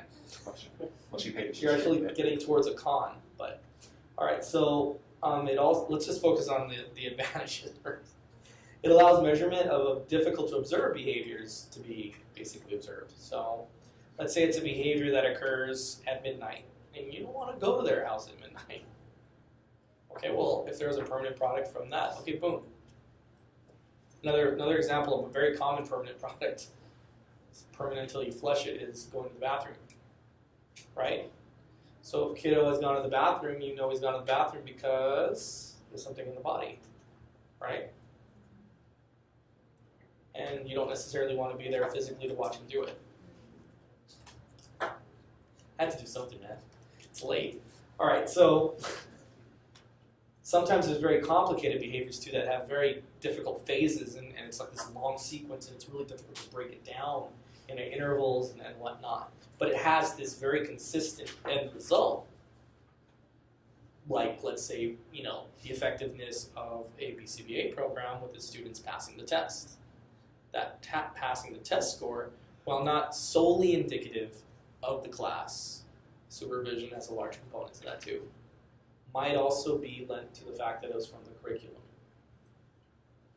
But to test every single little step along the way to that would be very complicated, very complex, and very inconsistent. Oh, and it also decreases or increases the ease of inter-observer agreement. Inter-observer agreement is basically the agreement between two individuals that are observing a given behavior's occurrence.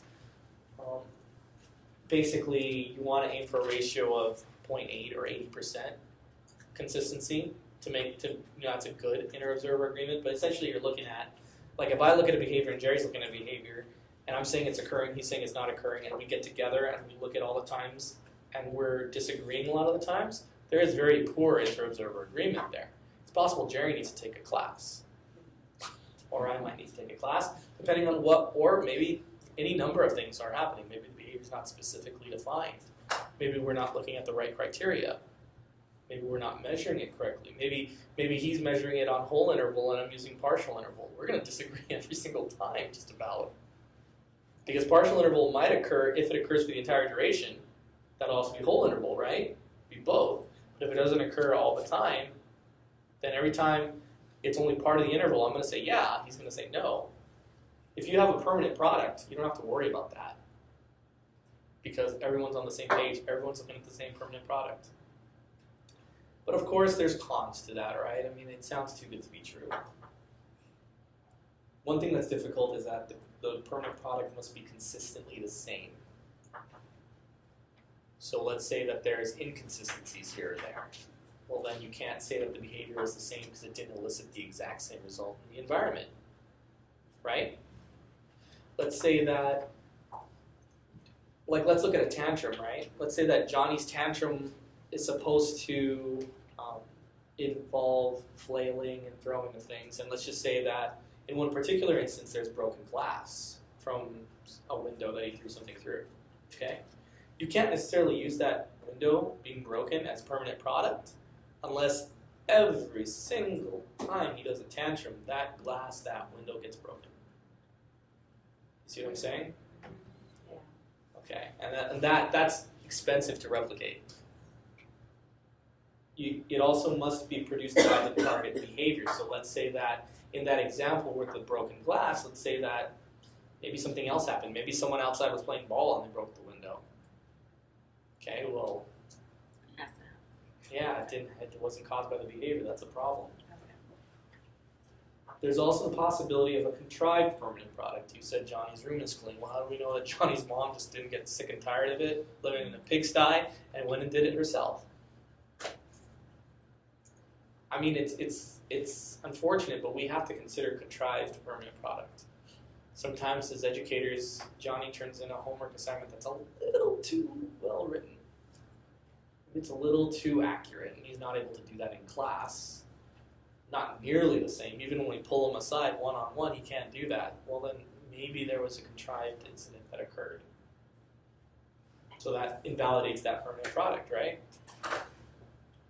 There's also the cost. Sometimes the cost is too much. I mean, we could, how much did that camera cost? About 2,300. Yeah, that's more than I want to pay for it. So let's say a videotape is a good example of permanent product, recording an actual behavior occurring at a time when you're not there. If you're really willing to spend $2,300 out of your pocket to make sure that behavior happened, or maybe that's too much. That's on a micro level. On a macro level, sometimes it's like, all right, Johnny's behavior ends with him breaking an HD TV each time. Same type of TV, same break, same everything. Are you really going to keep buying TVs to keep having permanent product to indicate? That's too expensive. So sometimes cost of the permanent product is too much. Another one that's permanent product that maybe makes a little more sense is injury.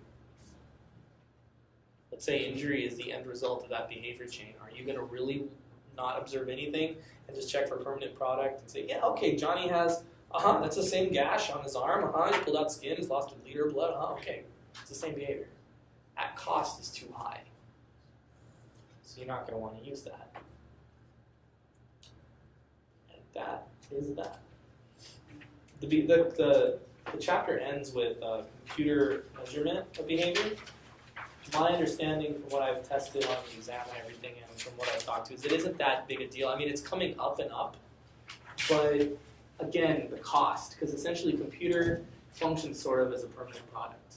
And being able to computer observe the behavior and measure it computerized, it's a nice thing to do, but it's still really expensive. I mean, the closest thing my company has to that is their interventionists all have iPads for data. But that's expensive. And So it's expensive. Question? I was just going to say, I use the Soto app. Okay. It kind of does the same thing and then gives a permanent product. Yeah. How does it work? It does, you define the behaviors and then you set your intervals and before, and Mhm. then it lets you know every time for your student to observe right then, and then it does a random student that you pick, so then it does the comparison. How does it track it? I mean, are you inputting the data, or I'm clicking as the Okay. timer is going off for me. that's permanent. It's not really permanent product because I mean it's similar to interval recording because I mean essentially what that Yeah, is, it's a right. very high tech form of instead of a data sheet you're using an app. It sounds really cool by the way. It's Like- called SOTO. It's does new observations, reports, and then it gives you all that information. You go to settings, and it's I'm sorry, the name of the app? SOTO, SOTO. I'll write that down. Yeah, it's about $10. Okay. That is pretty cheap for what it does. So it does a subject name, class, location, and description of activity for your sessions, and then SOTO. I've used that one a number of times, very powerful in the program because, again, you just tap on it every time you see that behavior. Yeah, in the event recording in the book, it talks about clickers and stuff like that. That's very antiquated. And then it just emails the document to you, so that way you can incorporate it in your report, nice graph. Your FBA. And so when you're explaining it, it's a nice graphic representation, and you don't have to manually produce it. That's really cool. Yeah, it does the graphs and the percentages and breakdowns. It gives it all to you. I'm gonna look into that because I mean that sounds like it could be something really cool for my company.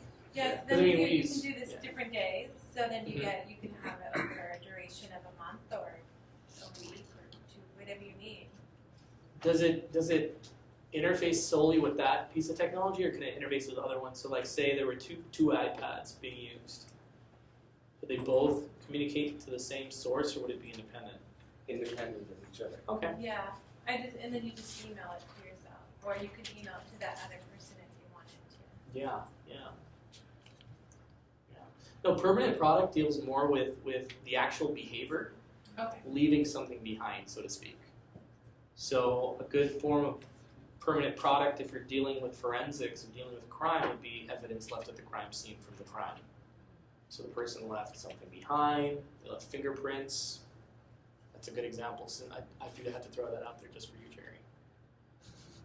Yeah, no, because behavior analysts do work in crime prevention as well. So Now, with some kind of a program like that, there's 30-second intervals. can you increase the intervals? You can choose the intervals, but right at that time, it'll buzz you or it'll give you a sound, and you basically identify the behavior, whether they're on task, whether they're motor off task, whether you're doing it for a peer, you're doing Now, it is it for doing it at the end of the interval? It's doing it right at the end of that interval. At the end of that. So you could use Yes. that. I'm sure there's a setting on there where you might be able to change it. I mean that buzzing, all that does is signify that the interval has passed, right? Right. So if you tap it anytime before the buzzing, does it still register for that interval that's being measured? Yes, it does. Okay, so that's partial. Because what you're doing is if it buzzes at the end and you input it at the end, you're either doing whole or momentary time. It's one of the two. And if it's whole, it means that you saw the behavior occur the entire time. And this one, you're not seeing it occur the whole time. You're seeing it if it occurs right at that moment. That's momentary time sampling. But I'm sure there's ways you can tweak it. Oh, well, see, I wasn't doing it that way when I did my FBAs. I would just see if I saw it within that time frame once. Then that's partial interval. Now See, part look at the problems already. Yeah, You exactly. didn't even know. Yeah, I did it the other way. Yeah, no, partial, and remember, partial tends to overestimate behavior because it doesn't matter how often the behavior is occurring. It just, unless that thing is checking also for frequency during intervals, pure partial interval doesn't, none of the interval recordings care how many times the behavior happens. It's either did it happen or not. Right. So if it's checking did it happen or not, Yes. partial is going to overestimate it because if it occurred for just the briefest moment in the interval, it's going to overestimate it. Whole is going to underestimate it because it has to be sustained during the entire time. Okay, so if it's a tantrum, the tantrum has to be happening the entire time, not, I mean, it can be pretty horrific if you're measuring a behavior that way that you're not targeting for decrease, because if you're measuring it on whole interval, there's no problem if the tantrums happen for 9 minutes every 10 minutes and you're measuring it for 10 minutes, because you're going to show 6 intervals for an hour with no behavior. Because it didn't go the full 10. Didn't go the full time. Yeah. So partial is more effective for problem behaviors, for decreasing them, because those are behaviors you want gone. Whether they're happening the entire interval or not, you want them gone. If they're happening for half of it, for a glimpse in it, you want them gone. So, any questions? You need to sleep. This one says it does interval length, peer intervals, and vibrate new intervals. I don't know what that means. What was the first thing you said? Interval length, you can decide. Yeah. Did you say pure interval? Yeah, that's what I look at, because we're comparing it against. What you're doing is a you peer. got the subject and a random peer, and it compares the percentage of time they were. Now, if you're using two, if you're doing two like that, that's more like play check. If you're doing it and it's at the end of the interval, because that's momentary time sampling with the group. Group can be two or more. And what you'd really check that for is not just for group continuities, but also to see like, what's the norm in the class. It's for use mostly for on-task or off-task behavior for Yeah. like our ADHD students. You can use it for that. You can use it for that. On task, off task. That's what that's what they wrote. No, I know. It's just that those things really. I mean, one of the struggles I have with teaching this class is I don't know what Connor has had the opportunity to share with you, and I don't want things to be too redundant for you guys. But when you're operationally defining a behavior, one of the things you have to be wary of is using a categorization as the behavior itself. So if you're saying behaviors are on task or off task behaviors, what are those? They define it as either is the student academically engaged or passively engaged.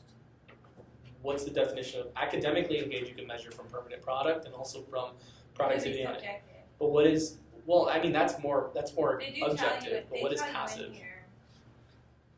It's defined in here. Like what they Passively define as engages, passive. they're not paying attention to what's going on.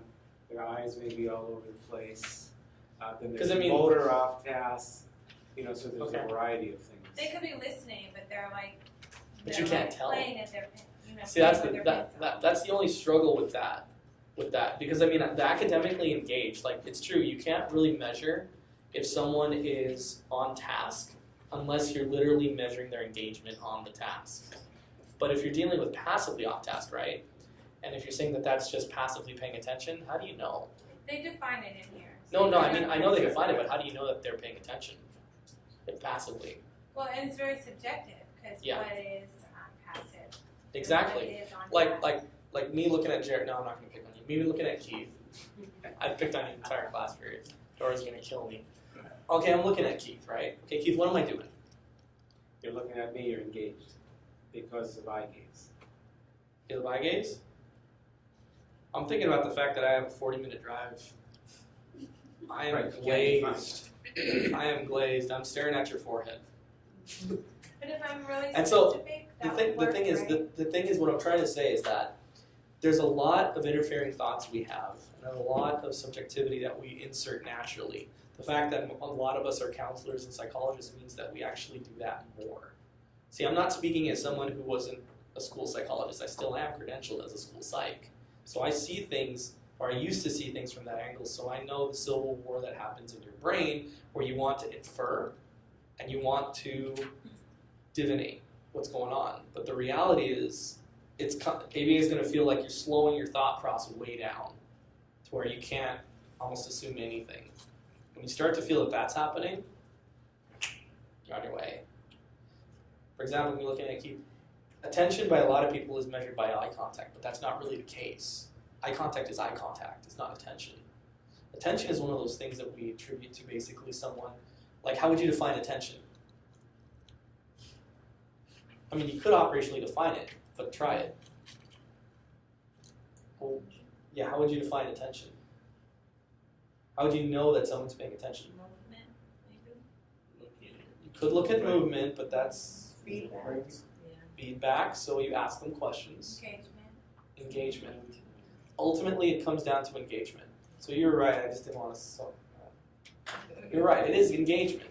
Engagement's how you know someone's been listening to you if they're not looking at you. Right? I get that from my wife all the time. You're not listening to me. Yes, I was, honey. You said da da da da da da da da da da da da da da. And I have an eidetic memory sometimes, so sometimes I can quote her exactly what she said, and then she's like, okay, and she has to shut up because the data's there. So we could still use this if we were for ABA, if we're specific on the behavior that we're looking for. Yeah, you'd have to Or not, be too. Or you'd have to be very specific. You Where would. before I was using it more like on task or off task, which is Here's not. another one. That's school psychology. Where Yeah. ABA is if I could still use this app if I use And- it specifically. And focus on the occurrence of behavior. So off-task behavior doesn't really exist. Off-task behavior is like non-compliance. It doesn't really exist. The person, because those are non-behaviors. They're doing something else. So what are they doing instead? Like you said, Keith, they're looking around. They're fidgeting with their pencils. They're chewing on their pencils. They're reading a comic book. They're doing behaviors. They may all be behaviors that are not the task they should be doing. But calling them off-task and clumping them that way makes it difficult for you to actually be able to identify them. Yeah. You know, you might say, oh, he's reading a comic book. Well, maybe he has a report on comic books. But still technically, it's assignment. It looks like he's off task, though, because he used to read comic books all the time to get out of doing his reading assignment and putting it in his book. You know, kids have tricks. So you want to make sure that you, and non-compliance, you know, I'm getting a look from you, non-compliance, everyone targets non-compliant behavior. Well, no, I was just thinking passively, because they said passively engaged, and for me, from being a teacher perspective, that would be some who might be not really giving me the eye contact or doing this, but when I call on them, can answer the question correctly. And if it shows that as a definition, saying no eye contact, you know, but can answer questions based on the topic. So ABA, Well, you're either I would dealing. have to The define thing it is, like that, the thing but is, yeah, and the thing true. is, actually, even with that definition I gave you, how do you know he's actually paying attention to what's being asked versus him just knowing the information already? He might have already learned that information, so he's not even answering your question as it pertains to the class, as it's just, yeah, I've been through this before. I know what you're asking me already. Leave me alone. So he's not learning anything new as much as he's recalling old information.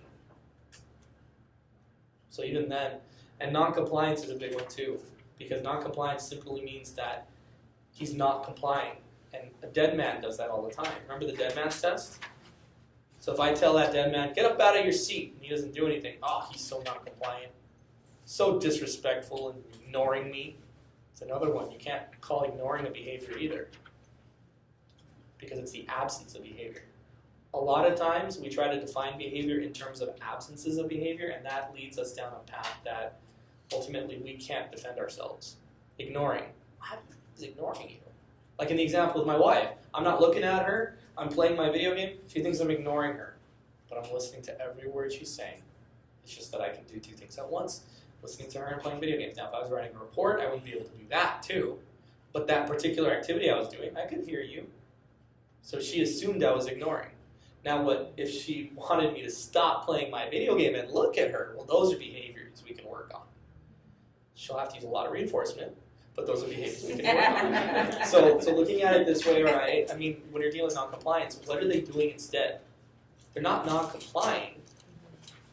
They are doing something else besides following directions. They're refusing to follow direction in some way. What are they doing to refuse that? Sometimes they're outright telling you, I ain't gonna do that. Sometimes they're throwing things. Sometimes they're running away. Sometimes they're continuing to do the task they were engaged in at the time you asked them the question. Many people call that ignoring. What I pretty much just operationally define there is the question was not responded to, or the person's actually engaging in it. You don't want to say that he didn't respond. You want to say that he continued to engage in the activity when the prompt was given to him, because then you're dealing with behavior. I don't know if Connor's gone over that with you, like, you know, the stimulus is offered, here's the response, and here's the consequence.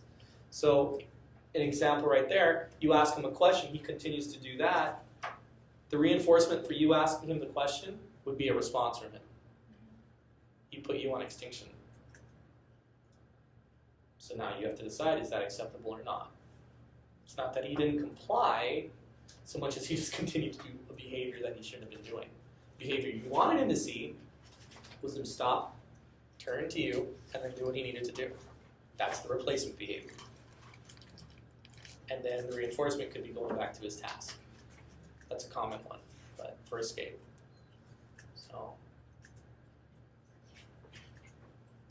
So what did you guys talk about in Connor's class real quickly last week?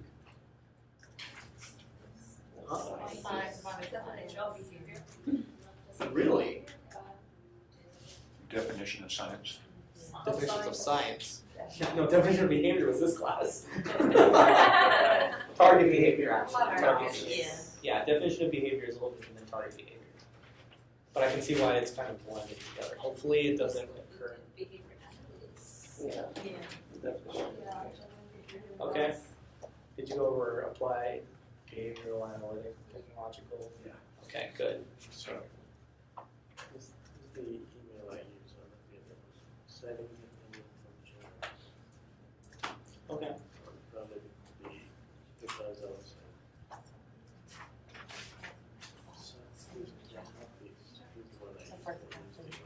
Okay. All right. Are you going to be able to access Blackboard? Oh yeah, no. Okay. I'm really All right. Well, I'm going to put the test up on the. Good baby. What are you doing? Oh, see if I can videotape the moon there. Go choo choo. Choo choo, guys. Should be enough. Choo choo.